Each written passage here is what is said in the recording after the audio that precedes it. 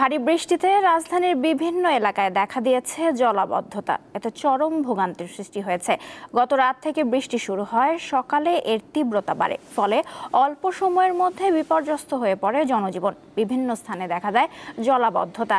আবহাওয়া অধিদপ্তর জানিয়েছে, গত রাত 12টা থেকে আজ সকাল 6টা পর্যন্ত রাজধানীতে 34 মিলিমিটার বৃষ্টি হয়েছে। আজ সকাল 7টা থেকে পরবর্তী 6 ঘন্টার জন্য ঢাকা ও পার্শ্ববর্তী এলাকার আবহাওয়ার পূর্বাভাসে জানানো হয়েছে, এই সময়ে আকাশ মেঘলা থেকে মেঘাচ্ছন্ন থাকতে পারে। জলাবদ্ধতার খবর জানাতে রাজধানীর কারওয়ান বাজার এলাকায় রয়েছেন সহকর্মী দিলশাদ আনী। আনী, বৃষ্টি তো অনেকটাই থেমে গেছে, এই মুহূর্তে জলাবদ্ধতা কেমন দেখছেন? ওয়ালটন এখন দেশের সীমানা পেরিয়ে পৌঁছে গিয়েছে 50টিরও বেশি দেশে। ওয়ালটন, ঘরে ঘরে, বিশ্বজুড়ে। নওশীন, আপনি যেমনটি বলেছেন যে গতকাল রাত 12টা থেকে কিন্তু আজকে ভোর 6টা পর্যন্ত প্রায় 34 মিলিমিটার বৃষ্টিপাত হয়েছে এবং সেই সাথে কিন্তু আমরা দেখেছি যে বজ্রসহ প্রচণ্ড বজ্রপাত হয়েছে।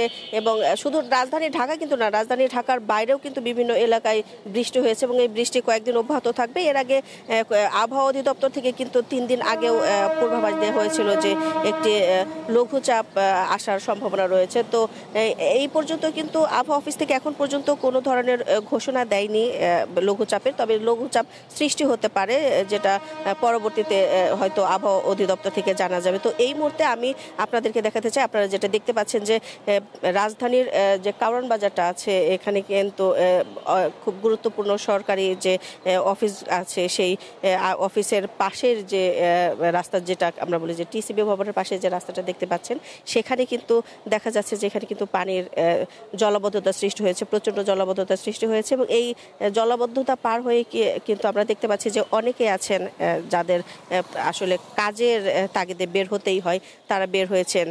অনেকেই আছেন, আমরা বেশ কয়েকজনের সাথে কিন্তু কথাও বলেছি যারা অফিস আদালত করে, তারা বলেছে যে এই জলাবদ্ধতার কারণে শুধু কারওয়ান বাজার না, ধানমন্ডিয়া, জিগাতলা, মোহাম্মদপুর সহ এমনকি আমরা যতটুকু দেখেছি আসাদ গেট, পান্থপথের এলাকাগুলোতেও কিন্তু জলাবদ্ধতা সৃষ্টি হয়েছে। এই জলাবদ্ধতার বিষয়ে কিন্তু পূর্বাভাস দিয়েছিল কয়েকদিন আগে আবহাওয়া অধিদপ্তর থেকে, যে অতি ভারী বৃষ্টিপাত হলে ঢাকা এবং সেই সাথে চট্টগ্রাম শহরেও জলাবদ্ধতার তারা একটি সতর্কতা দিয়েছিল।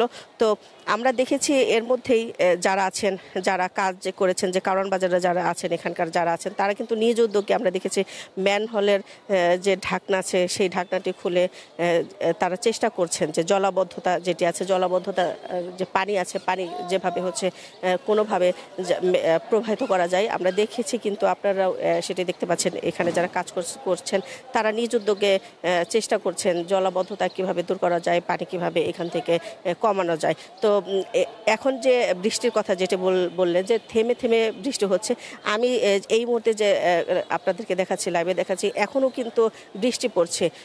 মুষলধারে বৃষ্টি না পড়লেও কিন্তু একটি মাত্রায় বৃষ্টি পড়ছে। আর আবহাওয়া অফিস থেকে যেটা বলেছে, এই বৃষ্টি আরও কয়েকদিন চলতে পারে। তো ওই ছিল এখানকার সবশেষ পরিস্থিতি। অ্যানি, আপনাকে ধন্যবাদ।